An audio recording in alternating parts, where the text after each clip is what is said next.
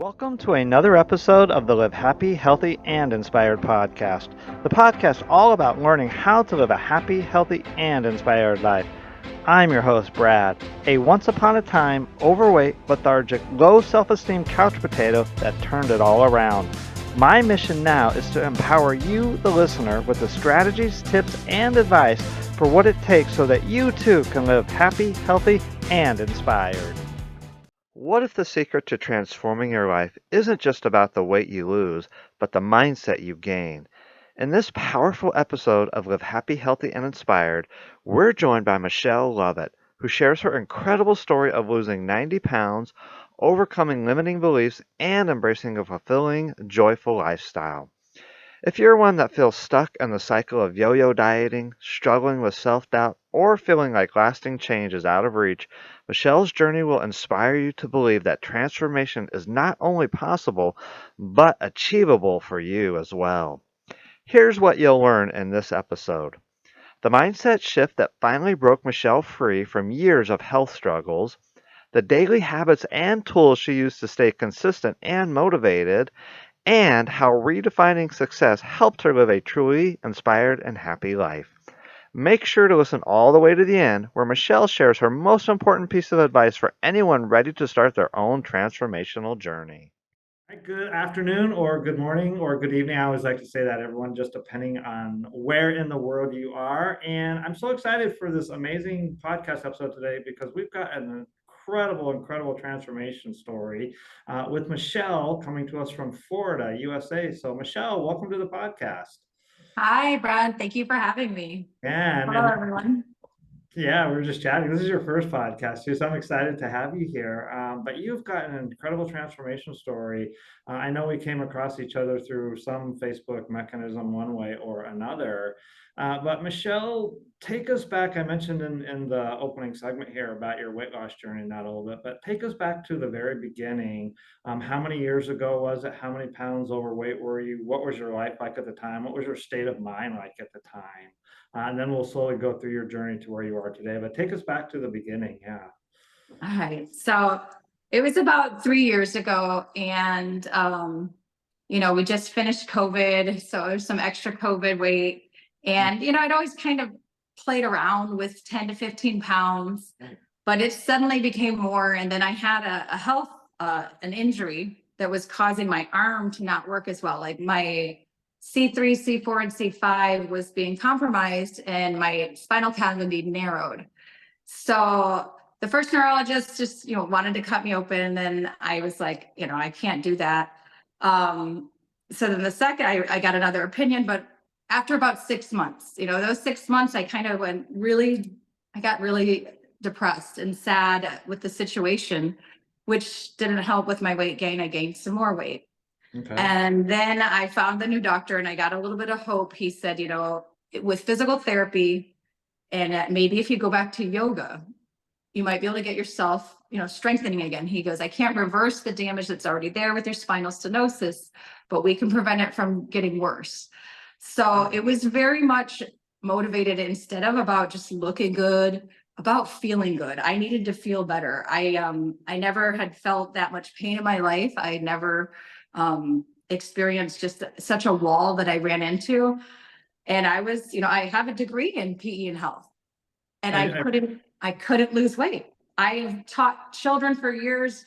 I coached for years on strength training. And suddenly it was like the motivator needed some major motivation.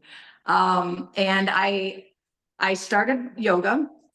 I went back to it. I found a yoga place on the beach. I was actually on the beach, which was really nice, but it was a commitment. It was like I had to sacrifice at least 3 hours of my day pretty much to drive down to the beach, perform the yoga, and come back.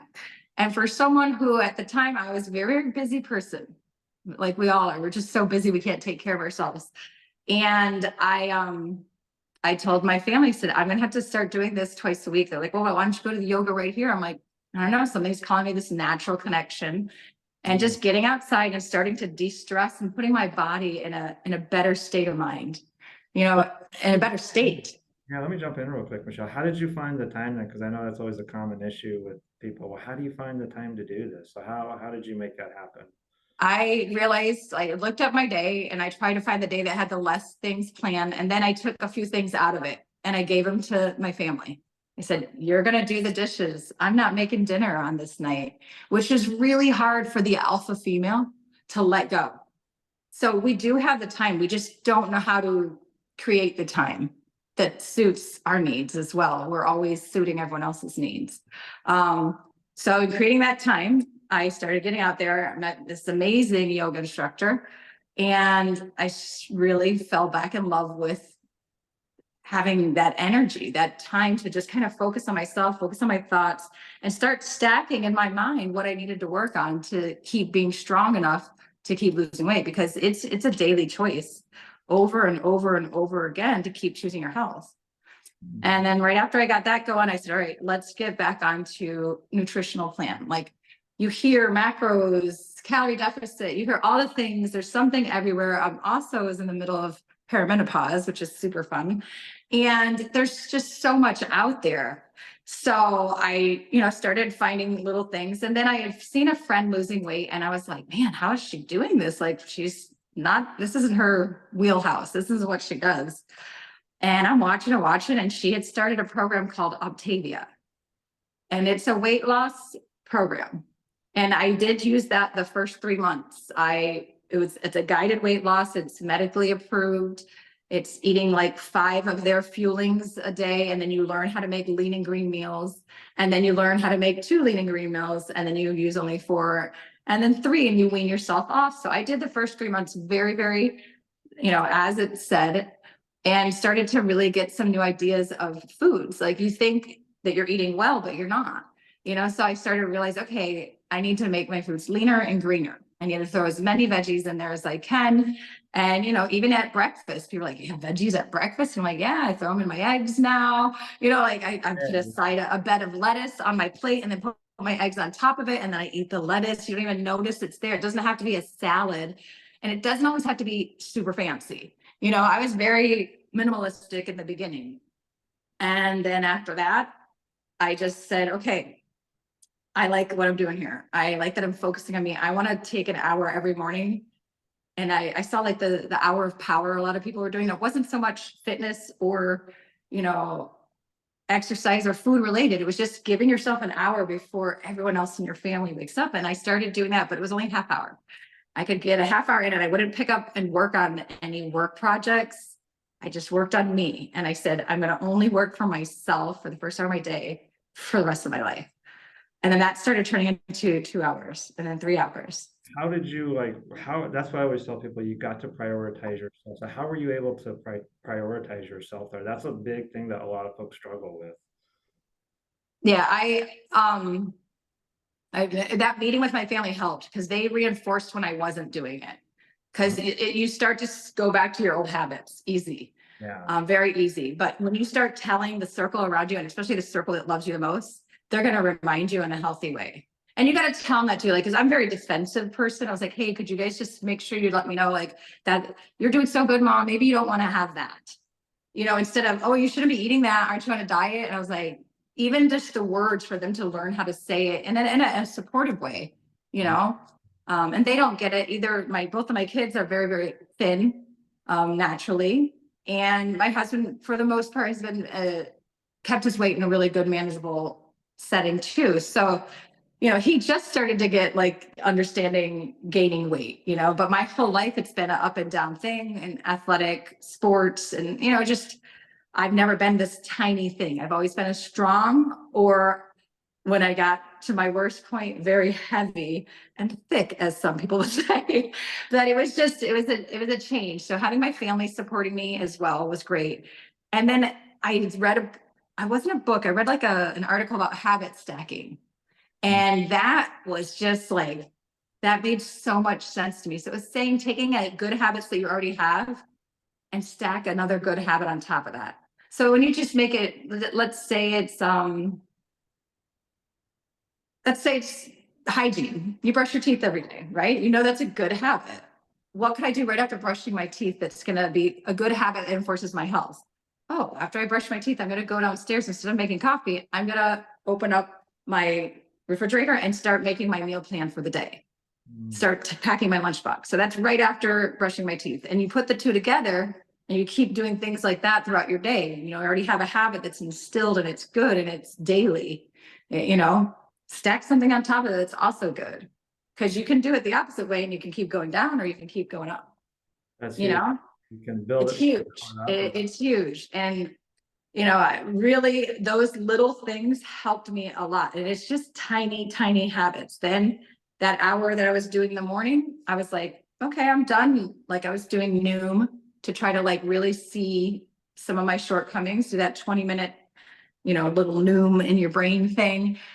And I was all right, I'm done with this. I feel good. I know where my issues are. I'm going to start working out again. Like, anyone that knows me, they're like, Michelle, you always worked out. I'm like, yeah, but I was just not as detailed and I wasn't as consistent.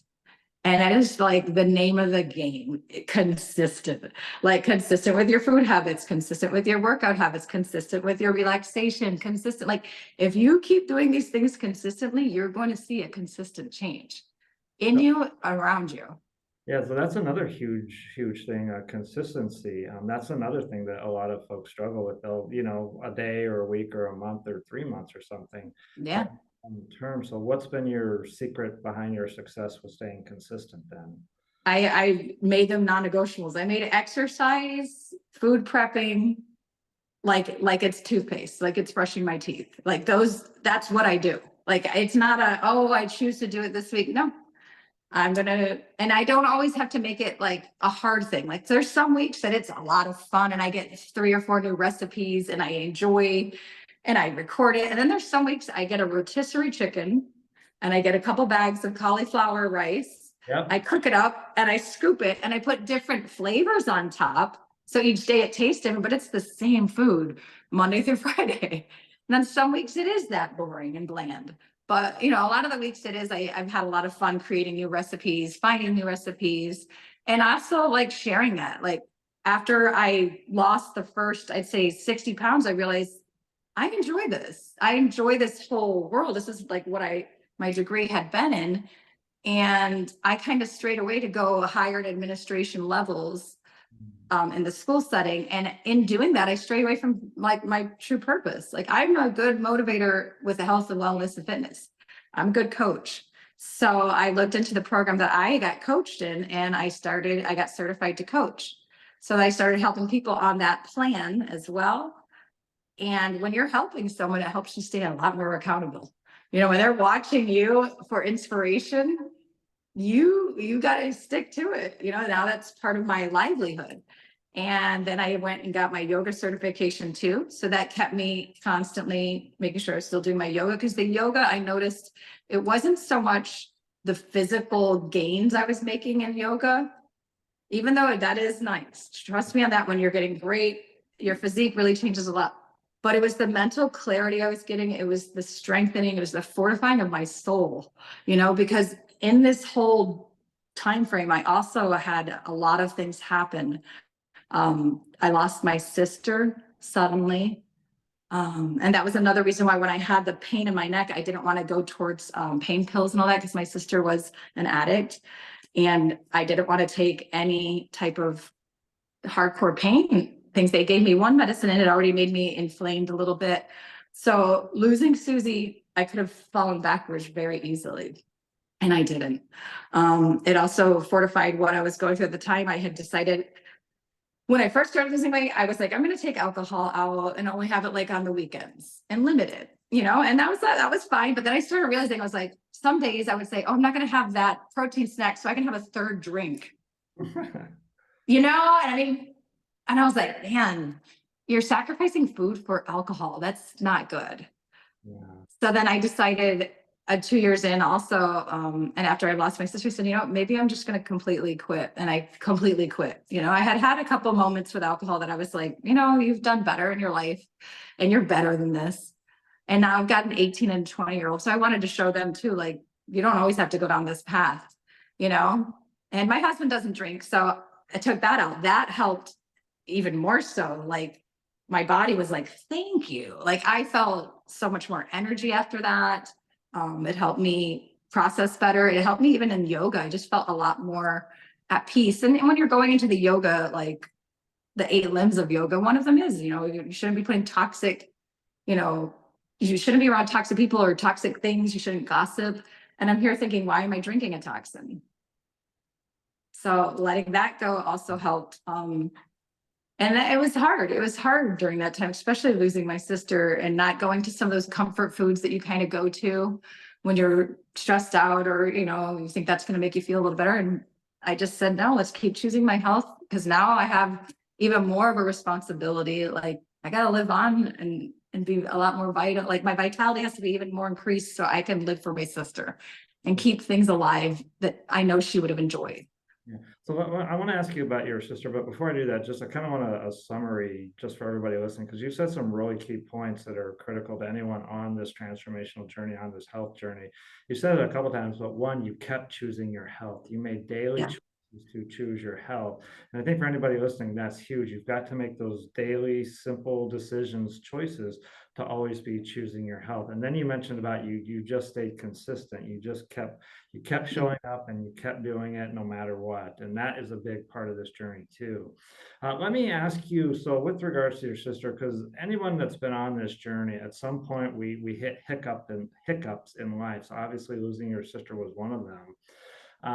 We get stressed out, we lose motivation, we some days we don't make those good choices. So I think the expression is, you fall down 7, get up 8, or something like that, or fall off the horse. How do you get back on? So during this whole journey, which has been sounds like about 3 years for you now, from when you started, right after COVID, losing your sister was obviously a big blow to you personally, spiritually, emotionally, and all that.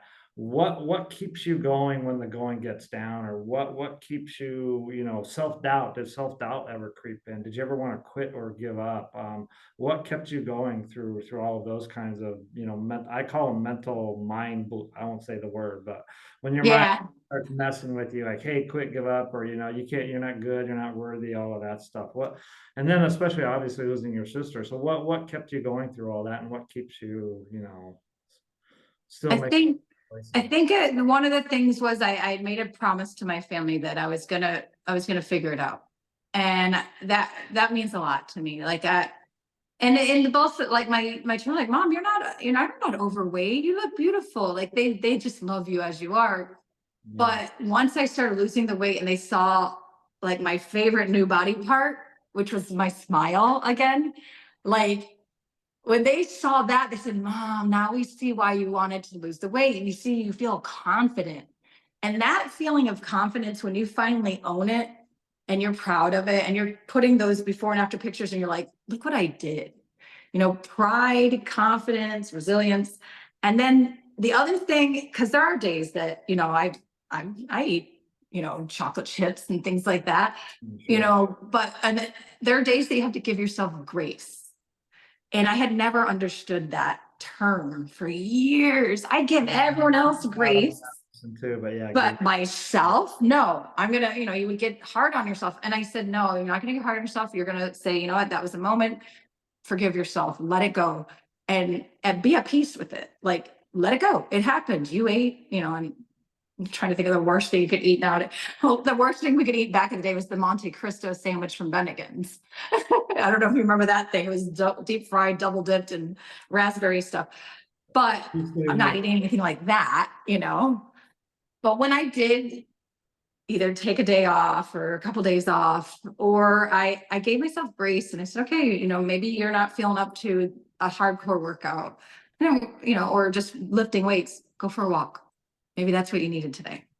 Switch it up. So I also gave my schedule grace. It doesn't have to be always like, this is exactly what you do and this is the only way you do it and how you're going to lose weight. No, there's so many methods to get there, but you just have to keep choosing the healthier ones. And going back to what you had said, in one of the books that I read that I loved, and it was said, each day you're going to have to make choices. Either they're the habits of health or habits of disease. And when you start looking at your daily actions like that, I mean, especially when we're getting in our, I'm almost 50. So when you're seeing friends. I'm well over 50. Yeah, like January, I turned 50, and that was part of my goal. I said, I want to get fit by 50. And the fit wasn't just about the outside. I wanted to get Yeah. physically fit, spiritually fit, emotionally fit, and financially fit. And that was a big thing to take on. And I'd say I'm like 2.5 in. Mhm. I'm really excited about that. Like, I'm still working on spirituality. I'm still working on the depth there. And, just keep on like pouring into myself, and it's only helping me be better for my family. Like, I thought I was taking time away from them by doing these things at first. And it's only like they're 18 and 20. They don't care what I'm doing at 5 a.m. And for breakfast, okay, I'm not making breakfast like I used to, or organizing their lunch boxes, but they're 18 and 20. They can do it, They're old enough. So when I do it now, like once or twice a week, they really appreciate it. So that it changed a lot in our family dynamic too, in a good way. Instead of it being so mom centric of things that get done, everyone kind of poured back in. And that is some of the, I'd say, issues with moms and weight loss is we have a lot on our plate. Not saying men do not, but we kind of have some of the other things. We're thinking about practice. Did we pack or did they pack their shin guards? All these tiny little idiosyncrasies to make the day work easier. You either have to start making your kids get better at it so that you can breathe a little and focus on your health, or make enough money to pay someone to do it for you. But I think in me really sitting with my family and letting them know that this was so important to my health, it made a big difference, because I did not like the way I was feeling, like just physically inside, and with all those, like the nerve issue down my arm. It was not a good feeling. Yeah. So again, pointing out for the listeners, you in the beginning of your journey sat down and kind of had a heart to heart with your family to gather that support. So I think anyone listening, that's huge, to have that conversation with those in your immediate circle to get that support to support you on this journey. Michelle, let me ask you this: what is one big lesson that you have learned from the past 3 years in your journey? Let's see. Biggest lesson. I mean, it sounds so simple, but it's just don't quit. Don't quit on yourself. Like, that's huge. On yourself. That's the thing. It's not your weight loss journey. That's part of you. So if you decide like, oh, I'm done, I can't do this anymore, you're quitting on yourself, and you're quitting on your health. You're quitting on your future. When you really put it into terms like that, you're like, I want to live as long as I'm supposed to. Like, I was created with purpose, and my body was created to be taken care of. So by taking these choices and honoring my body, I feel like it's honoring my life better, and I'm gonna have a better life. Like I already have. I left the job that I was working because I realized it was over. It was a very high stress job, and I voiced my concerns and it wasn't getting fixed. So I said, I need to leave. If I can't change them, I know what I can change. I can change myself. I like what I'm doing with the health coaching. I'll take a chance on me, which was very huge. I'll get my yoga certification and I'll start doing personal yoga clientele. I opened up an LLC. I got my certification. I got my insurance. Mhm. And I'm seeing where it leads me over and over. And it's very exciting, coming back to life pretty much. I love that, coming back to life. That's a great phrase. So how would you compare the Michelle 3 years ago to the Michelle of today? Would you say 3 years ago you were not alive and then today you are, something like that? Or Yeah, I would say there was a very big part of me that kind of just was silenced, in just going through the motions to make sure you get it all done, and not stopping and staring back and like looking at my life for a little bit. Like I was just making sure, and you get like that. I think you're like, oh, you got to get them into the right schools. You got to do all the right stuff. Make sure you grow on that, corporate ladder, grow. no. And then all of a sudden you look back and you're like, was it all worth it? And I was really looking at it and I'm like, is it worth it for me to be growing in this way, but it's taking away from my energy, my time, my body, depleting. And it wasn't worth it anymore. And I had to find the way that I could keep making, bring money in for my family, but also in a purposeful way. And I feel really good at what I'm doing right now. And I really can help people transform now, like help them hear themselves. I say, hey, let's sit and talk before we do anything. We do nutritional counseling now. I do the health coaching, and yoga and some functional movement training too. Would you say, and probably you'll say no to this, but would you say the journey has been easy, or maybe it's not been easy, but it's definitely been worth it? It's been worth it. It's been worth it. The beginning was not easy. I'd say the first month was just like, oh my gosh, like you're going to events and, everything around you didn't change. You're the one that's slowly changing. And in the first like 2 to 3 months, you're not there yet. And you're very weak and you're very, I guess, how do you say it? Like moldable. So yeah, I was cautious in the beginning. I wasn't going to great big events at first that I knew was going to be a spread of every cheese you could imagine, And in the beginning, I did kind of step back a little bit because I wasn't ready. I didn't have the strength to say no to all the things, whether it was food or staying out late or having an extra drink. And I was like, okay, let me just go slow. And then I worked in those events and I said, all right, now it's time. We're going back on. You're not going to miss out on living now that you have your strength. And I got used to like patterns of what I needed to do. Like, okay, I need to make sure I eat before I go to that event, right before I'll have my good protein snack.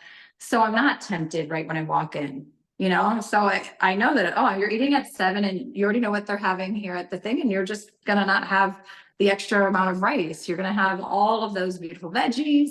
You're going to have the salmon. And you're going to be totally fine. But it takes a little talking to yourself, and even like I said in the beginning, the coach I had, the health coach, I would text her like, hey, I'm going to this thing. Like, what do you think are the better options there? And she was like, oh, let's look up the menu. Like, I didn't think of doing that before, even though I'm an intelligent person, but I let the emotion of, oh, I can't have that take over instead of being, wise and with it and saying, hey, let's look at the menu. There's probably a lot of things you can have, Yeah, learning to find that balance. Let me ask you this, Michelle. So during your journey, did you ever have the mindset of, I'm not good enough, I'm not worthy, I don't deserve this, I'm not deserving, anything like that? And how did you, if you did, how did you break through that, I guess? Let's see. I don't think I ever got the I'm not worthy type of feeling ever. I question myself, are you strong enough to keep doing this?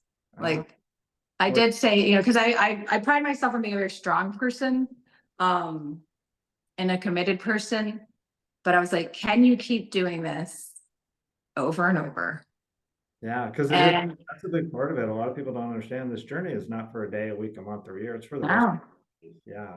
And then you have to invest your energy also into, like, what's the next thing I can do for my body? After you get to plateaus, you got to switch it up, and then you got to reach out. Like I just recently, the whole time I did this, I didn't get a trainer at any time. I got the health coach because I knew my problem was nutrition. I know how to work out. I love working out. But right, like this past, I'd say 2 months, I said, I'm getting it's getting too rote, kind of boring. I was like, let me switch it up. And there was a sale on a trainer and I was like, let me invest in myself again. So I got a trainer for 3 months and she corrected tiny little things that I didn't even realize. Like I thought I knew, I know what I'm doing. She corrected tiny things that were helping me like really get my physique even more svelte. So it's good to invest here and there, whether it's a coach, whether it's a trainer, whether you decide to buy, like maybe you get bored of all the food you're doing. Buy an $8 recipe kit from some lady that knows what she's doing. What is $8 going to do to you? And you're going to get 30 new recipes that are like already done for you and you didn't have to search for them. So investing like that was ways that I would keep myself stronger and not feel like I can't, and using the wise people around you. Like you don't know it all. Yeah. Using the sources. Yeah. Michelle, what would you say to either yourself or someone sitting at home on the couch listening to this now, like I was sitting on the couch 15 years ago, who is where you were 3 years ago and they lack maybe motivation or self-confidence? What would you say to that person? I would say you're worth it. Number one, you're worth it. Yeah. You can do hard things, because sitting there in pain is even harder. Yeah, that's huge. That is such a good point. Yeah. It's even harder to sit there and not feel confident and not feel strong. Even like the food sometimes that you're eating feel almost poisoned. That your joints are achy. That's harder. This is easier. Like once you get into the swing of this, and once this becomes part of your habits, this is much easier. And it brings you a lot more joy and pride. So you're worth it. It's the biggest thing is each choice that you're gonna make, you're worth it. You're totally worth it to get up. You're worth it to spend a little money on that. You're worth it. Get it done and feel that worth once you're done. Yeah, and you mentioned habit stacking earlier. I would also maybe say choice stacking. It's one choice after another. It's not one big choice all at once. It's Yeah. 1,000 little choices over days and weeks and months. And yeah, like you said, this is not a week or a month or a year journey. This is for the rest of your life. Yeah, it's a lifelong transformation. Like you're changing little by little into, the type of person you need to be to stay the type of person you want to be. Like you got to start making those changes and choices within you. And you can, like I see people do it all the time, but there's so many, if you're not ready and if you're not ready to switch that mindset, I always do like this, like click. If you're not ready to do that, you're gonna keep failing. You're gonna keep failing. I am perfect because I had, I only had 30 pounds to lose for years, after the kids. And I didn't lose it. I would go up and down, up and down, up and down. I never stopped and told myself I was worth it. I never stopped and said, you've got to do this for your health. I was more on I need to drop this weight so I look good for an event. Yeah. When I changed my why, and I said, I'm doing this for my family and myself. And I shared my why, like when you do it, when you set a goal and it's driven more on like purpose, and it's a different feeling than I need to look good for a wedding, you dig deep. And when you're digging deep, you really like that fortifies the journey big time. Michelle, do you have any take home final piece of advice? Let's see. Final piece of advice. Let's see. Or anything you haven't said yet that you'd like to say? You said a lot of good stuff. I think I'm just going to summarize it. You're worth it, and stay consistent and choose health. Like every single, there's so many things more than just food and exercise that are health. And when you think of health like that, it's going to help you, because all those other stressors that come in when you're choosing habits towards disease, those are things that don't help you lose weight at all. They hold you hostage. So the freedom of where I am now from where I was 3 years ago is believing in myself, choosing myself, and being consistent with that, and making sure that my family was on board. So that's a huge thing. That's huge. That's huge. Michelle, thank you for being here today. If someone wants to get in touch with you or reach out to you, how would they do that? You can go to my website, which is mindfulmovementsforlife.com, or you can go to my Instagram, which is also mindfulmovementsforlife.com, and DM me in there. And I would love to be able to help you on your journey. If it's tips, advice, or even some coaching, I'd love to help you. Yeah. And I will put that in the show notes for anyone listening. Michelle, thank you for being here today. I'm inspired, and I've loved doing this because I always learn a thing or two. I've not heard the phrase habit stacking before, so that's one I'm gonna definitely take away. And choose life every day, choose health every day. For me, that's probably one of my other takeaways. If you're listening to this episode, thank you so much for being here. If you've gotten anything out of this, do me a solid and please share this episode far and wide. The more that we can reach, the more impact that Michelle can have, that we can have, that all of us can have to help make this a happier, healthier planet. So please share this episode. And then also, if you're on Apple or Spotify, if you wouldn't mind, leave me a review. I would really appreciate that too. Michelle, thank you so much again for being here. And for everyone, thank you for listening. And until next time, this is Brad. Live happy, live healthy, and live inspired. Take care, everyone. We'll see you next time.